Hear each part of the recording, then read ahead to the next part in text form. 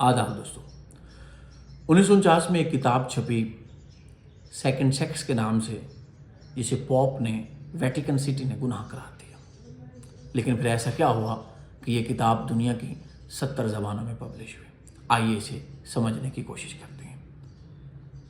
1908 में एक लिखारी पैदा होते हैं जिसे साइमन डिबॉ कहा जाता है। इसकी किताब है सेकंड सेक्स। इसका टेन्योर 1908 से 1986 तक रहता है। इन्होंने एक किताब लिखी 1949 में, जिसमें इसने बुनियादी सवाल सामने रखा कि मैं औरत क्यों हूँ। इस औरत क्यों पे उसने 2 साल तहकीक की।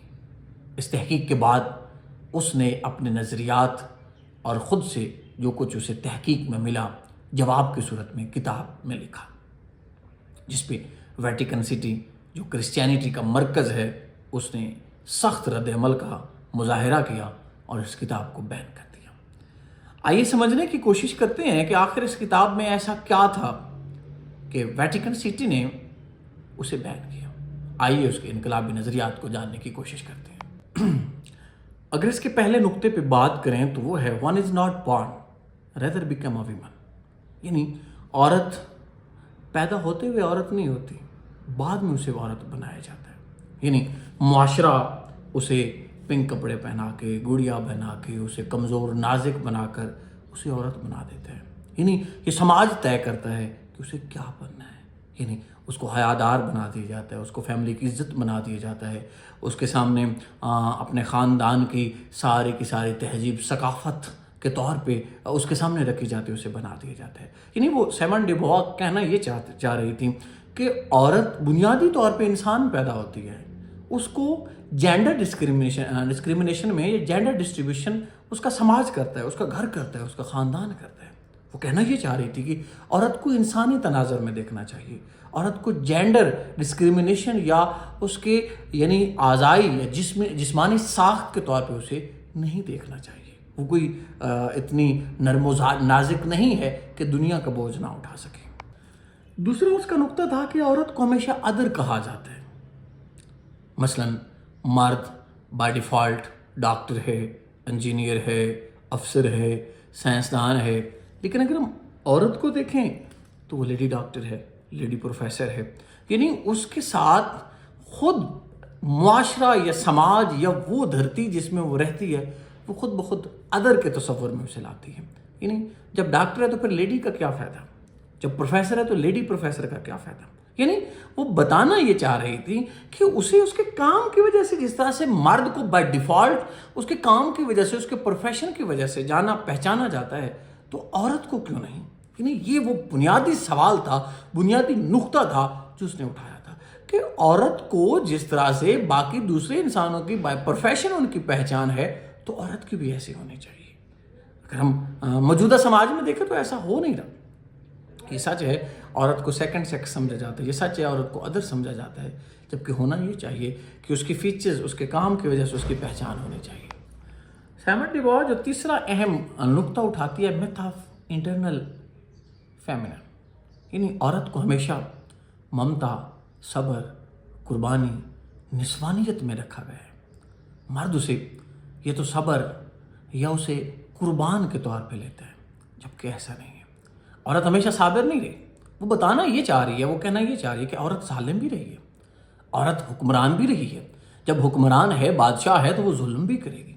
ऐसा नहीं है, वो ये नहीं कह रही कि फितरती तौर पे बस औरत साबिर है। वो कहती है नहीं।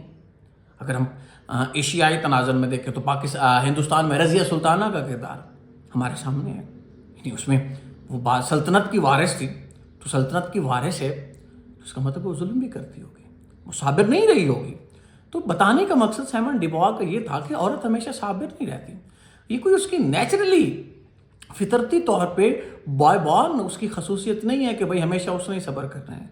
वो बताना, ये कहना ये चाह रही है कि उसे अपना इख्तियार, ताकत और उसको अपना जोर बाजू आजमाना है। उसको हमेशा कुर्बानी का बकरा नहीं बनना चाहिए, बल्कि उसे मुआशरे, समाज और अपने राइट्स के लिए लड़ना चाहिए। डिबॉ चौथा इम्पॉर्टेंट नुक्ता उठाती है शादी और माँ बनना और कैद खाना। वो कहती है कि औरत का शादी करना وہ اس کے معاشی تحفظ کا فائدہ تھا، یعنی وہ اپنے آپ کو کسی مرد کے حوالے کر دیتی تھی تاکہ اس کے تمام کے تمام معاشی جو ذمہ داریاں تھیں وہ اٹھائیں۔ وہ کہتی ہے کہ یہ سب سے پہلی عورت کی غلامی کا پہلا سٹیپ تھا، اور دوسرا تھا ماں بننا۔ وہ کہتا ہے جس سماج میں ہم ایگزسٹ کرتے ہیں، جس معاشرے میں ہم موجود ہیں، یہاں عورت کو بچہ جننے کی فیکٹری سمجھا جاتا ہے، اور پھر عورت کو عورت ہی تبھی جانا جاتا ہے اگر وہ بچہ پیدا کرے۔ معاف کیجئے گا، اگر ہم پاکستانی سماج میں دیکھیں تو بالکل ایسا ہے۔ ایک عورت اگر بانجھ پن کا شکار ہے، وہ بچہ پیدا نہیں کر سکتی، تو پھر معاشرے میں موجود دوسری عورتیں اسے یہ کہتی ہیں کہ آپ بچہ پیدا نہیں کر رہی، اس کا مطلب ہے آپ عورت نہیں ہیں۔ تو ڈیموا یہ سوال اٹھاتی ہے کہ ایسا کیوں ہے؟ کیا عورت کی اور شناخت نہیں ہے؟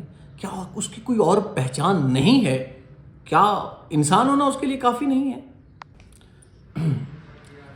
ڈیموا ایکسٹینشنلزم وجودیت کے 5ویں نقطے کے اوپر بحث کرتے ہیں، چونکہ وجودیت پسندی یا وجودیت اس کا پسندیدہ فلسفہ تھا جو جان پال سارتر نے دیا تھا، اور سارتر ویسے بھی ان کے دوست ہیں۔ وہ کہتی ہے کہ وجودیت کے فلسفے سے یا وجودیت کے فلسفے کے تناظر میں ایگزسٹنس پرسیڈ اٹس ایسنس، وجود اپنے جوہر خود تراشتا ہے، لیکن یہ آزادی عورت کو نہیں ہے۔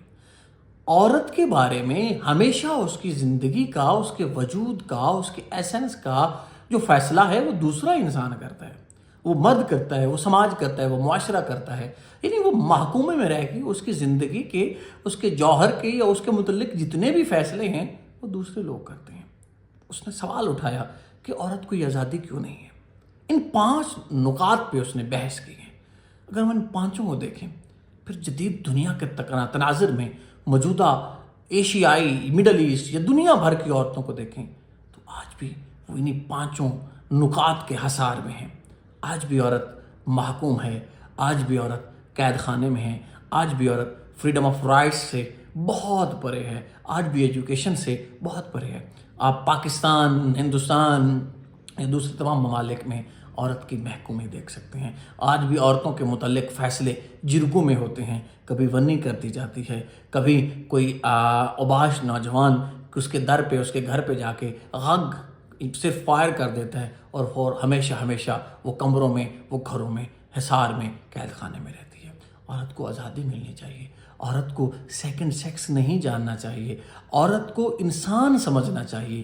جب ہم انسان، وہ اس نے چائنا کے بانی نے کہا تھا کہ مرد اور عورت اس آسمان کے 2 ستون ہیں، مردوں نے اتنا ہی بوجھ اٹھایا ہوا ہے جتنا عورتوں نے، تو ہمیں دونوں کی قدر کرنی چاہیے۔